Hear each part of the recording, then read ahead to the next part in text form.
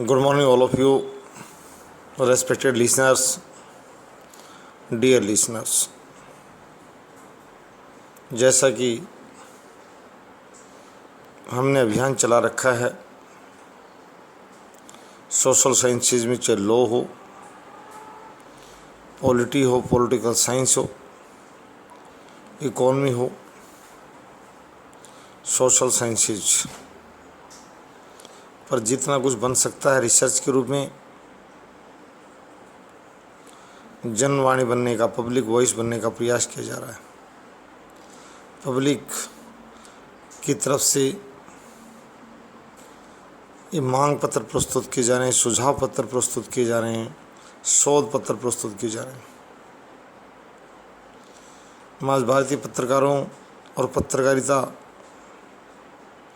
से जुड़ी बात साझा करूंगा। इंडियन जर्नलिज्म एंड जर्नलिस्ट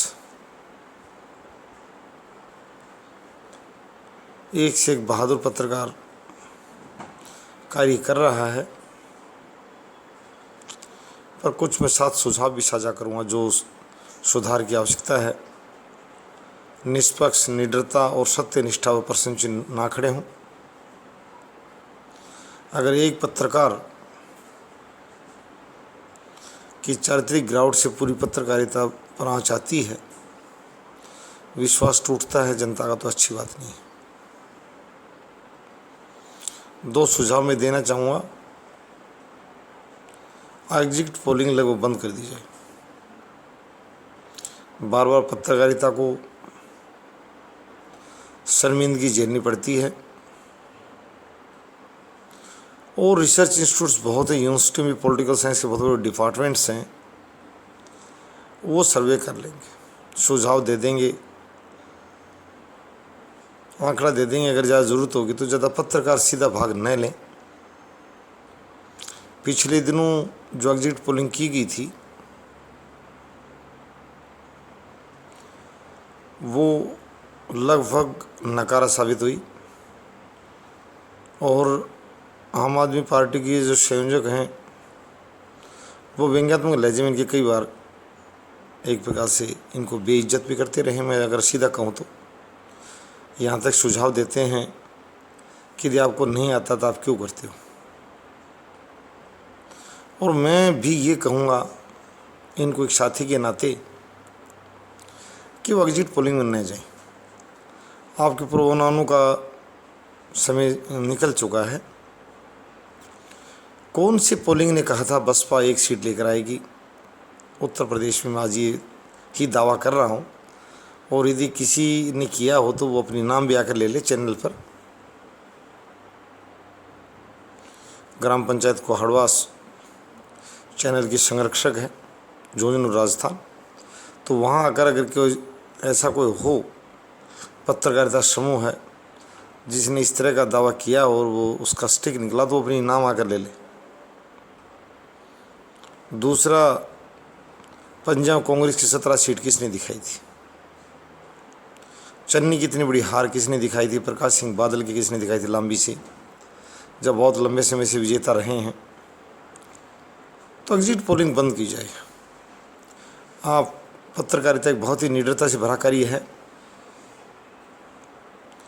सरकार से टकराना पड़ता है पत्रकार को। अगर सत्यता पर आ गया तो प्रशासन और शासन पर हमलावर हो जाता है, उसकी खामियों के लिए, उसकी निर्दयता के लिए, और उनको पत्रकार फूटी आंख नहीं सुहाता, कभी अच्छा नहीं लगता अगर वो सत्य लिखना लग गया तो। ये अलग हैं, चमक धमक बढ़ाते रहते हैं जो अपनी कलम के थ्रू। जो पहले राज दरबारी होते थे बादशाही काल में,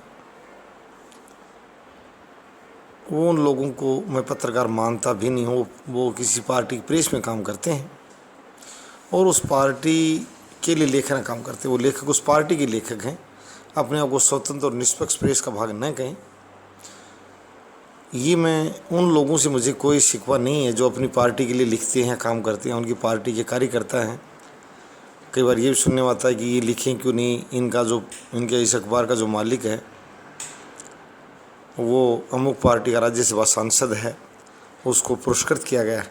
तो भाई ये नहीं चलेगा। आप अपने आप को उस पार्टी, ये कहीं भी मैं अमुक पार्टी के लिए पत्रकारिता करता हूँ। भारतीय पत्रकारिता जो लोकतंत्र में जो स्तंभ कहा जाता है, उसके लिए आप निष्पक्षता और निडरता बढ़ाएं। और जो काम कर रहे हैं, मैं उनका नाम नहीं लेना चाहता, फिर लोग इससे रुष्ट हो जाएंगे कि उन्होंने उनको उनकी अच्छाई का बखान कर दिया और हमें सी ग्रेड में डाल दिया। मैंने कैटेगराइजेशन हमने कर रखा आजकल ABC, excellent journalism, average journalism and worst journalism. तो वर्स्ट वाले हैं, ज़्यादा संख्या भी नहीं है, 2-4 इस तरह के लोग समूह हैं जो इस तरह कार्य कर रहे हैं, घिनौना कार्य जो अच्छा नहीं है लोकतंत्र के लिए। मैं उनको भी आज आगाह करूँगा और एक प्रकार से नसीहत दूँगा कि वो इस गंदे धंधे को बंद करें, या फिर ये बताएं कि हम अमुक पार्टी के कार्यकर्ता हैं, नहीं कि हम पत्रकारिता के भाग। पत्रकारिता चौथा स्तंभ है लोकतंत्र का और इसकी गतिशीलता बनाए रखना ज़रूरी है। एक मैं अपने भाषण के समापन से पहले एक छोटी सी बात और एड्रेस करूँगा जर्नलिज्म को।